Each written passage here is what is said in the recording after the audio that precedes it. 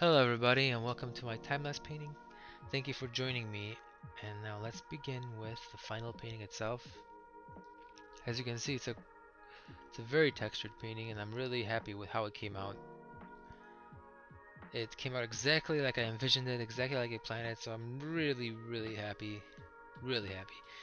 I think I'm gonna name it Call of the Sea, but I'm not 100% sold on that title, so if you do think you can title it better, please put it down in the comments. And I might use it. Why not? Now here I am uh, planning out how I'm going to apply each textured brushstroke. So I'm just kind of practicing slash feeling out the composition itself. I actually did some sketches before too, so that helped a lot. I didn't include the sketches in the video though because I used a fine pencil and it left such light marks you could barely see them, so that was my mistake. But it's okay because we still have 13 hours footage incorporated into this video. I actually had about 16 hours of footage, but there's just some areas I took out just for repetition's sake. And now let's talk about how I apply the paint. Alright, bear with me when I talk about it because it's a little difficult to understand, but I'm sure I'll get it right. And what I like to do now, we're talking in particular to these clouds because these clouds are bubbly clouds and they require these particular semi-circle crescents, little bananas. So what I do is I take half of the brush, or rather one side of the brush, I take that side and I take that side and leave it clear, no paint on that. And then the other side I use as my scooper. And so I scoop a glob, and then I begin with the side without any paint on it. So I touch that down first onto the canvas itself, and then as I pull the brush into a semi-circle, I also turn the brush over so it's kind of like I'm pouring off the glob of paint. And then you can also do it in reverse, which is start with the side with all the glob of paint and turn it into the side without any paint. You can also not do that and just keep don't turn the paint off at all and just kind of drag it, and then you'll get a longer brush stroke. But because I want shorter, fatter banana brush strokes, I want to get all the paint off at once, so I turn into it and pull it off. I hope that helped you. I'll try to do a explanatory video later on and show off all the techniques, because that's just one way I do it, and that's only again indicative of how these clouds are shaped, because again I wanted to make bubbly, fun clouds. You know, there's wispy clouds, and then there's like runny clouds, and then all types of shapes, and that all of those would require some different ways of applying the paint.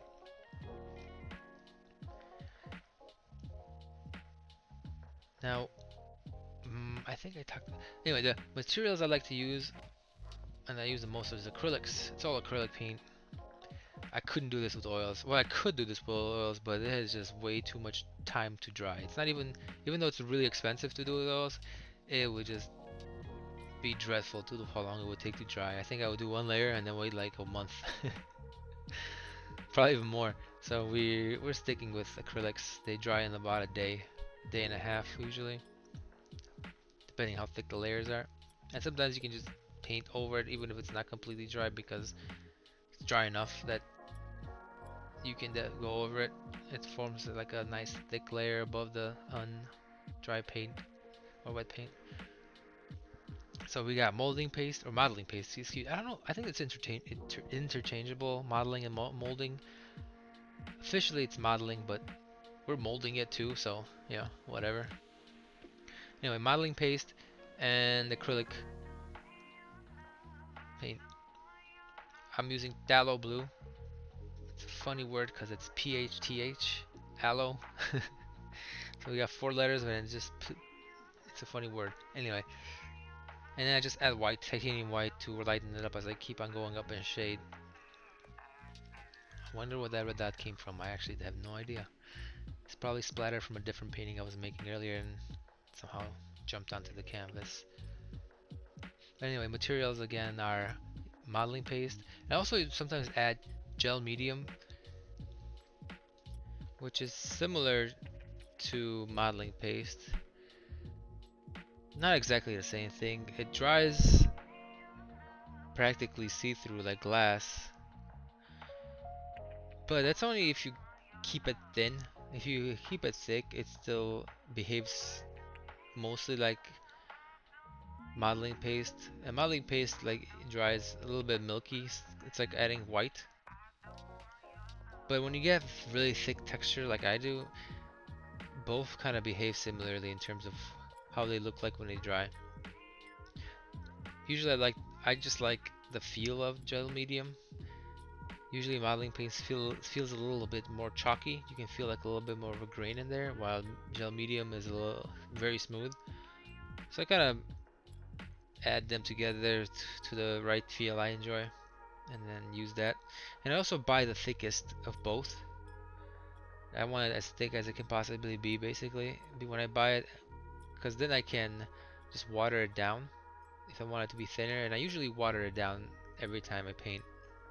And I usually like to use a consistency at about toothpaste level, just maybe a little bit thicker than toothpaste. That's about where I keep my texture at. There are some things I go thicker for, like for the ship I'll do more thicker. For the crests of waves, so for details I guess I should say I use it thicker. I keep it thicker, but for other things I like to water it down a bit. Now the way I apply the modeling paste is with fan brushes. So a lot of people ask me, I use palette knives? And I do use them, but that's really rare. And usually when I just want to make one flat stroke, and then usually once I make the flat stroke, I either scrape into it or just leave it as it is. But it's rare for me to use it. Just fan brushes mostly. And then for the details and the boat, or like a little person or something like that, like a flag, whatever, I use a round brush, and usually like a thin one, like a millimeter.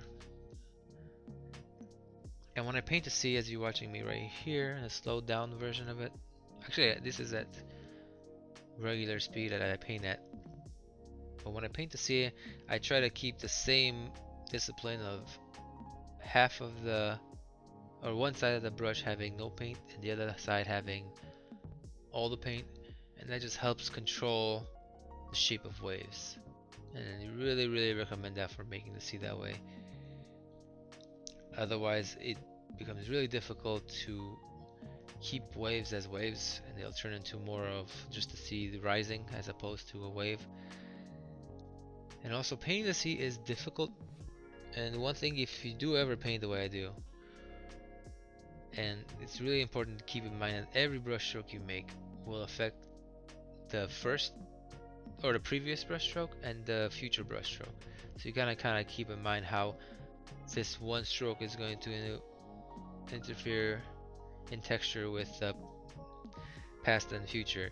And the more you think about it, the more you can kind of plan and react to little things and use them. Like sometimes you'll do it and it'll leave something you don't like, and then sometimes the brush stroke will leave something you like, but you need to paint over it either way to make the next wave. So sometimes there's just little decisions you gotta make here and there, and you might change your mind later and come back. So there's a lot of like little wrestling and decision making you gotta do as to what stays, what goes, and that's something you just, or I just have to figure out.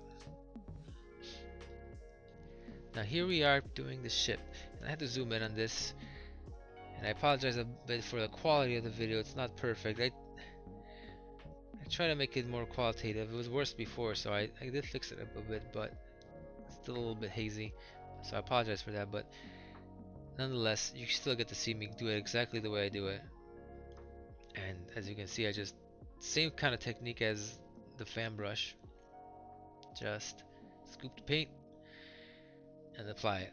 And usually, what I like to do with these is the way I scoop the paint out of this is I just scoop out like a little glob and that has a sharp tip, and then that's the only thing I touch onto the canvas is the sharp tip, unless I'm trying to make something flat. So if I'm adding detail, it's a sharp tip. If I'm smoothing it out, I keep it flat.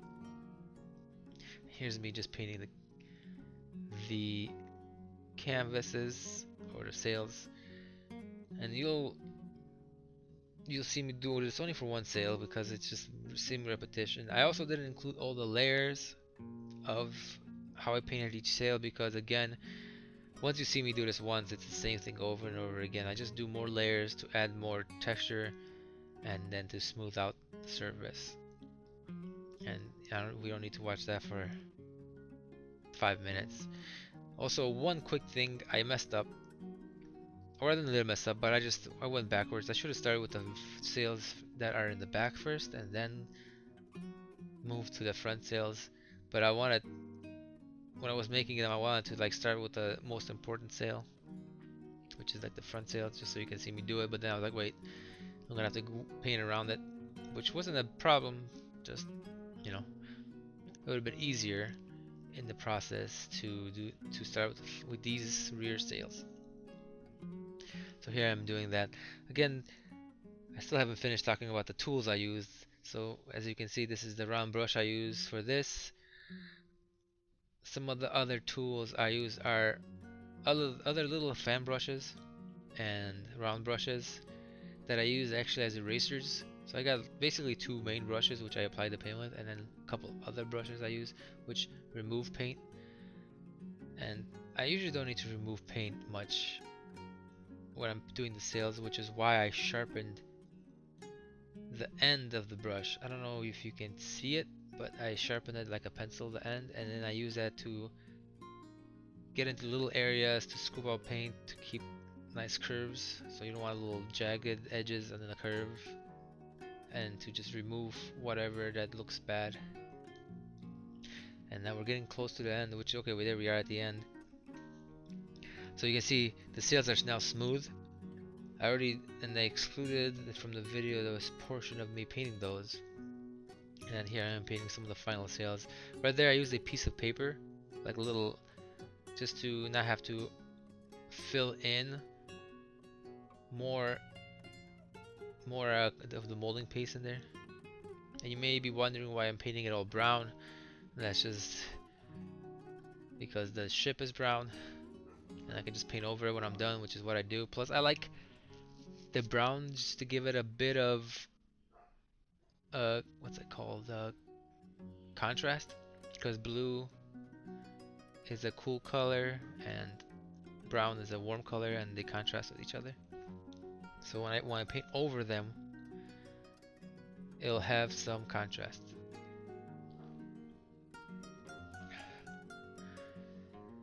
And then I'm just finishing up this little crests of the waves. Same brush as I use on the ship. Really quick and easy part. Really fun to do.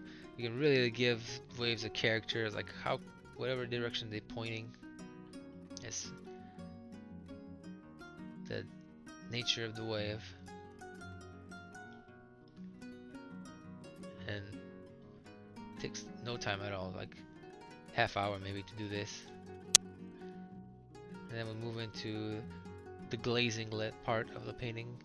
So I basically just take some paint, mix it with water, and paint a translucent layer over it.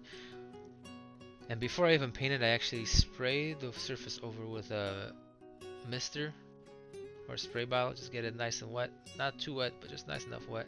Then I paint over it with the blue I like, or whatever color I like, and then I spray it a little bit more just so it runs into the crevices if I don't want the paint to stay on the top of the texture. And it dries out, and here I am throwing some gold, some shiny metallic gold onto the sails. Again, just another warm color to mix with the coolness. of the blue, and then we'll again more layers. I had a ton of layers I didn't include because you'll just see me do this over and over again, and it's the same thing over and over again until we get to this part where I apply the final bit, which is the light, the sun. And we're practically done here. So if you have any questions, feel free to ask them in the comments. We'll get to them. Thank you so much for watching and have a good day.